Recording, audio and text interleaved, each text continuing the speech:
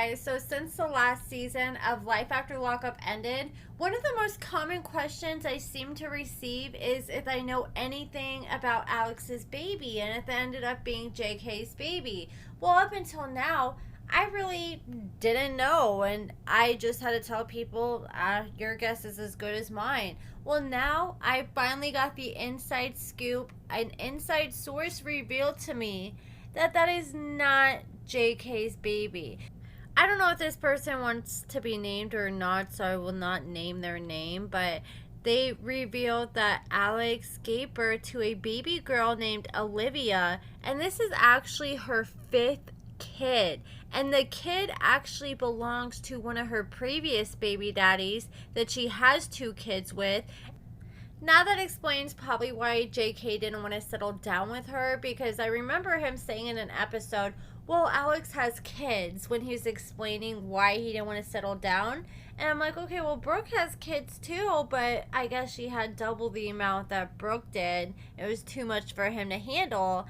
And this person, this is what she said. I'm just going to read what she said. She said, we share a baby daddy. She stole my baby's name because she's bitter. And yes, she knew because she tried to say the dad chose the name, which means that she would have known who the dad was. She makes enemies with pretty much everyone by being a liar and manipulator, so I can bet $1 million that she kept up the guessing game just to piss Brooke off and keep JK on the line.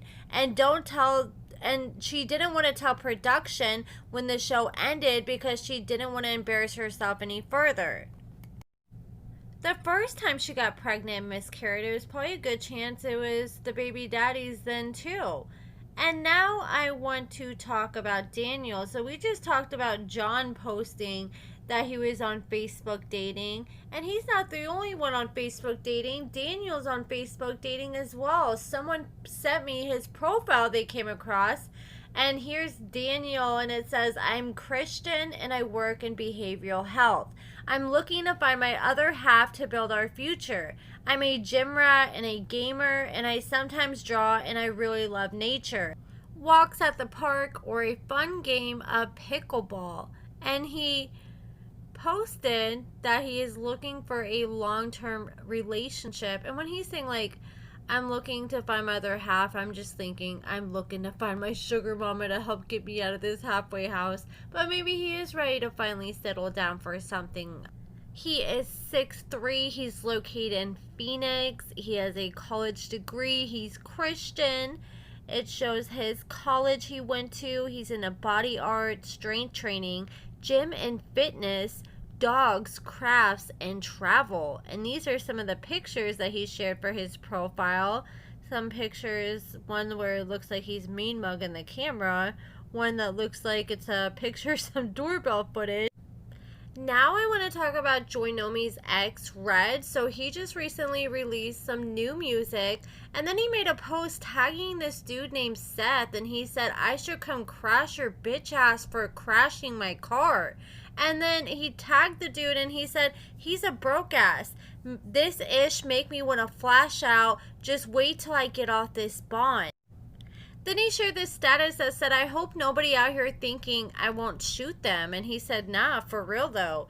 And I'm like, okay, so this man just said that he's out on bond. So I decided to look into his background, and he had these criminal infract charges filed against him in July. So this is the probable cause statement from his arrest. So it says, the St. Peter's Police Department states the facts. So it says, on April 30th, at a location in St. Charles, Missouri, Graylin, which is Red's legal name, did commit the following offenses. Unlawful possession of a firearm. And he is a felon. So, oh my gosh, he's playing with fire, because that could be a guaranteed prison sentence right there. So that is a dangerous felony, and he failed to equip a motor vehicle with rear license lamp to eliminate the license, and failed to signal when turning right. So on April 30th, a officer was on routine patrol when all of a sudden he observed a suspect's vehicle parked in the parking lot of a gas station with multiple subjects on foot around it. I believed I recognized at least 2 of the subjects as known drug users who have been involved in copious criminal incidents investigated by the St. Peter's Police Department, so I conducted visual surveillance on the suspect's vehicle and observed several suspicious behaviors. The subjects entered and exited the vehicles multiple times. They spoke with other subjects in vehicles who parked nearby, and they left after a short time. The subjects remained in the same location for a prolonged period of time for no reason, and I observed multiple subjects step away from the vehicle off to the dark, unlit side of the 7-Eleven building and appeared to briefly smoke unknown substances. I observed the faint glow of lighters and subjects exhaling smoke. The officer suspected that they're involved in some kind of illicit drug use or narcotic sales. So after a prolonged period of time, 45 minutes, he observed the suspect, which was red. He saw his vehicle exit the gas station parking lot and drive on the public roadway, and he followed the suspect's vehicle and observed it quickly make a right turn onto the next available side street without using a turn signal. I acknowledged that this street was a dead-end roadway which should not have any through traffic. In my training experience as a law enforcement officer, I believe that the suspect's vehicle was purposely evading my police presence, which further made me suspect that the occupants may have been and may still currently be engaged in criminal activity. I observed that the vehicle's license plate light was not illuminated and was unreadable from a distance of 50 feet.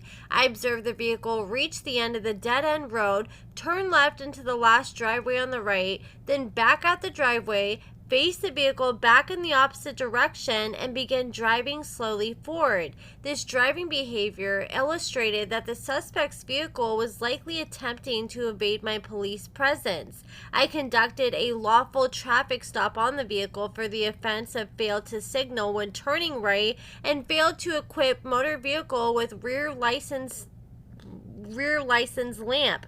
Upon approaching the vehicle, I contacted the driver, who was identified as Red, and the female front seat passenger, who I recognized from various criminal investigations conducted by this department.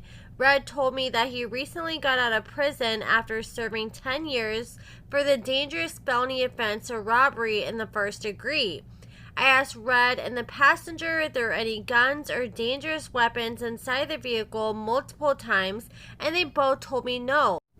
He was alerted that Red was a dangerous person due to his first-degree robbery charge in the past, so he asked Red if he could search the vehicle, and Red did not deny that he could search the vehicle, but he said, look, I can't give you permission. You probably got to ask the person that I'm with because their vehicle is owned by their mother. So they asked the passenger for her consent to search the vehicle, and she gave full consent. So at that point, he decided to start searching the vehicle. The officer conducted the search, and he ended up searching the front driver's seat, where he quickly found a firearm with an extended magazine and concealed between the driver's seat and center console. Reference the following evidence from entries: one black Taurus Millennium G2 9mm semi-automatic pistol, one black Pro Mag extended magazine loaded inside an item, and live rounds. Okay, so he had 8 live rounds inside the 9mm. The firearm was on the driver's side in direct arm's reach of where Red was seated in the vehicle. Red was the primary possessor of the firearm. I asked Red and the passenger multiple times if there were any firearms in the vehicle, and both subjects were dishonest and told me there was not, when there was, indicating their knowledge that this was a crime for Red to be in possession of a firearm. I conducted a criminal history check on Red, and it revealed he was a convicted felon, convicted of a dangerous felony level offense, and it says that he's not supposed to possess a firearm or any live rounds, so he was placed under arrest at that time. I conducted an interrogation with Red on scene and read his Miranda rights warning for my department, issued laminated card. Red verbally acknowledged that he understood each of his rights and agreed to speak with me. Red verbally acknowledged that he understood his rights. I informed him that the firearm was located on his side of the vehicle, which was directly accessible by him, and he stated he understood this. I asked him directly if he had knowledge that the firearm was in the vehicle and the location I found it, and Red told me that, yes, he knew the gun was there. He claimed the gun was owned by the passenger and that he did not know he could not possess firearms due to his criminal history. I believe these statements made by Red further increase probable cause to believe that he was knowingly and unlawfully in possession of the firearm as a dangerous felon. They sent the weapon off to a crime lab and tested it, where they confirmed that the firearm was test fired and does function. So they ended up pressing charges on Red a few months after his arrest. They pressed the charges in July. They had a warrant issued for his arrest in August, and then he was arrested. He had a bond set at $25,000 because they did not believe that he would show up to court if he was released on a low bond. This is the warrant. Red ended up going in front of the judge trying to get a bond reduction, which the judge ended up denying the first time. So Red ended up writing a letter to the courts while in jail for a motion to dismiss. So he said, due to violation of defendant Graylin Nolan Jr.'s Sixth Amendment rights, which is the right for him to have counsel, they feel like the court should dismiss all his charges against him. So he said that he hasn't been appointed counsel. He's supposed to be getting himself a, what do they call him, a public defender? Yeah, public defender. And he said the court hasn't issued him one yet, so he feels like the courts need to dismiss his case. I mean, I guess you'll never know unless you try, so I respect the effort, and I will say he actually wrote this pretty well. Like, I was actually shocked coming from Red that this sounded as good as it did. I mean, you could still kind of tell it was written by him, but you could tell he definitely had some help when it came down to this.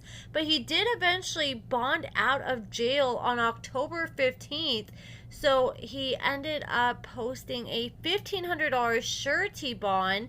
He ended up getting out, and his next court date is for October 28th at 9 a.m. So here on Monday. So I will be following this case and getting updates as more updates come in, and I'll definitely share them in future videos.